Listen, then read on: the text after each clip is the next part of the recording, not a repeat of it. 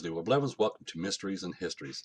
In this episode here, what I like to do is I want to talk about the interviews that Bob Gimlin gave and Roger Patterson gave when they filmed this Bigfoot in 1967, on October 20th, 1967. Now, in a lot of their stories over the years as it's based, they claimed, a lot of things. And the story just keeps on changing. So when I was doing research and investigation into this film, I had to look for and try to pinpoint their first interview. Now, the reason why I wanted to go for their first interview is because that was fresh in my mind. That's exactly what took place that day. So I wanted to keep that in mind of when an event happens and you're trying to find something an interview that was taken around that same time period, we can believe that more than what we are told today, because as years go by, they keep on adding more to it or taking things away from it. Now, what I'm pulling up here is one of the very first interviews given by Roger Patterson and Bob Gimlin. This interview was placed in a Times Standards newspaper on October 21st, 1967, a day after they filmed the Bigfoot. However, this interview was done the same day when they filmed this Bigfoot. Now, when I've gone over this story, there's a lot of things that I find different than what we are told in their stories today. Just like when I've gone over some interviews with Roger Patterson, and I've gone also over some interviews of Bob Gimlin. They claim that they arrived in the Bluff Creek area around the last week of September or the first week of October. However, in this interview here, which was the first interview they gave, the same day they filmed it, on October 20th, on a Friday, 1967, we see that in this article they claim they arrived at Bluff Creek last Saturday. They arrived.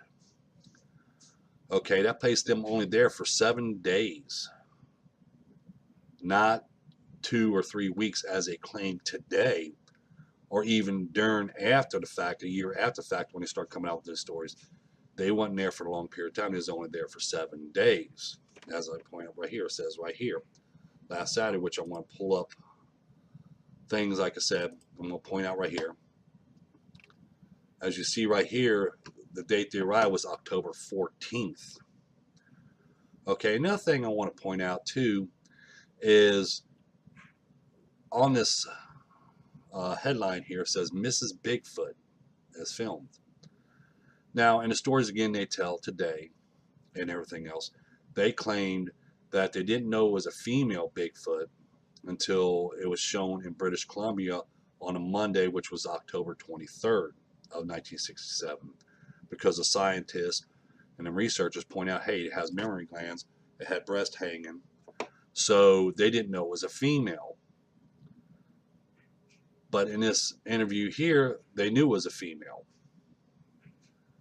Two, they also claimed today that they seen the breast movement in as the Bigfoot was walking. But when you study the film and you watch the film, remember, you're seeing what they're seeing. And as you see, you cannot see them breast bounce. You only see a quick glimpse of the Bigfoot looking back. That's it. And you only get that quick glimpse of the breast. You can't see it bounce and everything else. They said it was bouncing and everything else they seen. It's not possible. Now, the only thing they did have in their story that's the same exact as the first story they told of it was they filmed it at 1:30. Now, they still stick around that same point of when they filmed it. Now, also in this story that I find very interesting is, remember in their story they tell us that Roger Patterson's, when they came up on the Bigfoot, the horse reared, but Bob Gimlin had control of his horse and that pack horse and stuff, But Roger had let his horse run off after he got the camera out. So he let his horse run off, and he had very well, but then he, let the pack horse go. But he rode his horse across the creek bed. But in this very first interview, which happened just like I said, that interview happened the same day that they filmed this Bigfoot, which I point out right here. Gimlin was astride an older horse, which is generally trail-wise, but it too reared, and it had to be released, running off to join their pack horse, which had broken during the initial moment of the sighting. Now here, in this story here, Bob Gimlin was on his horse, but he let his horse go as well. So now we have Roger Patterson and Bob Gimlin with no horses. Now, how did Bob Gimlin ride across the creek bed if he didn't have his horse? He didn't claim he claimed he rode his horse across the creek bed. This is what I'm talking about. When you sit there and you hear the stories and people talk about this, talk about that, if they tell the same story over and over and over again, just like anybody knows, just like me, I've even seen a Bigfoot. I can tell you what day it was, what time it was, what was playing on the radio. All when you see something this exciting, you go through something extreme, you cannot forget. Just like JFK assassination, you know exactly where you were at that time. If he was around, he was live, you would know all these details.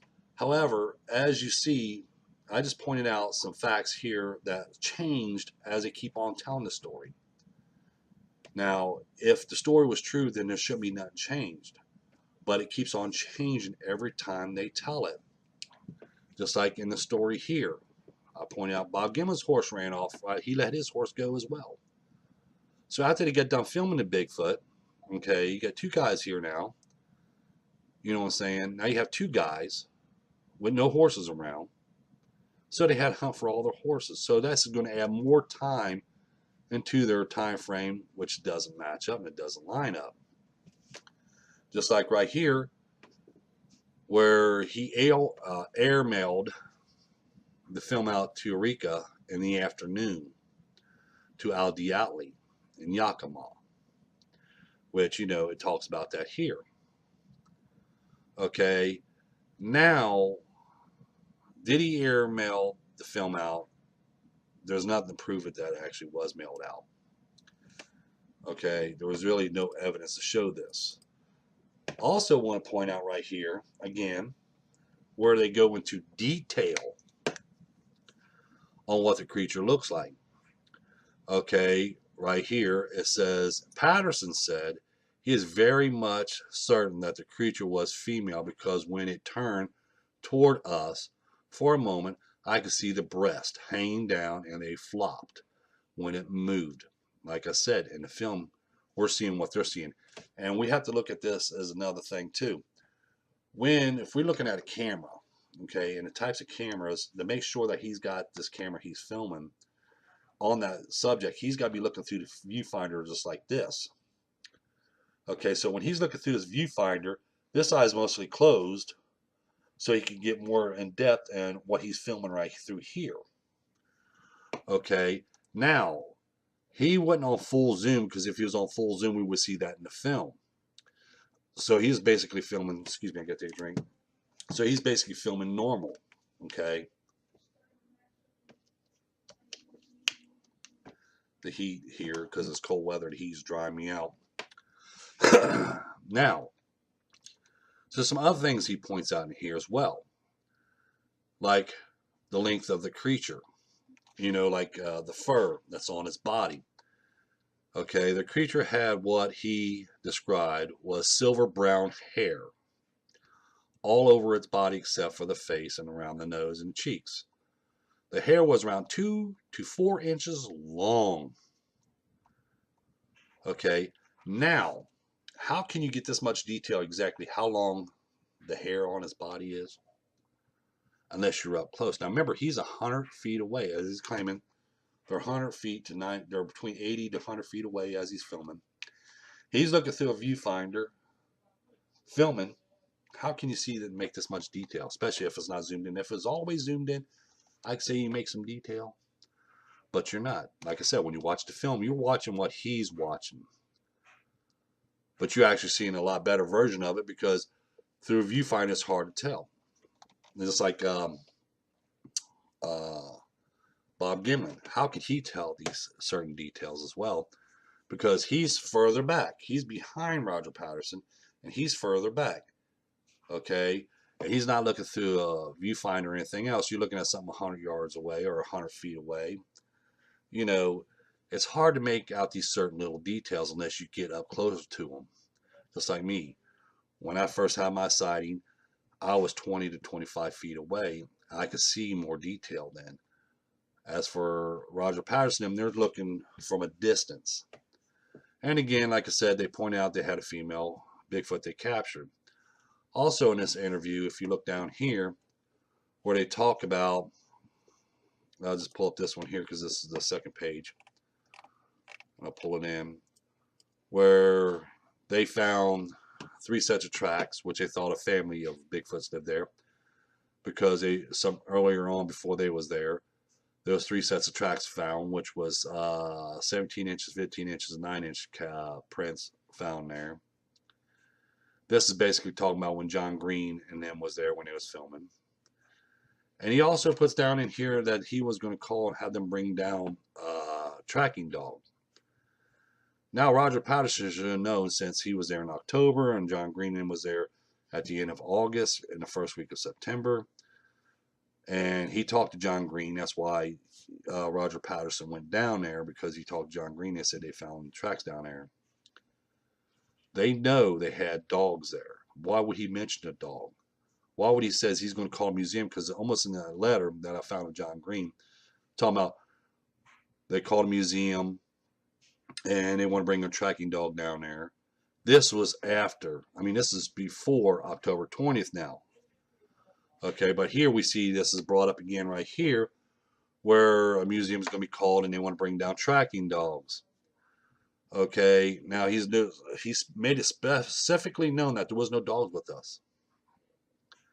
Why would he point that out?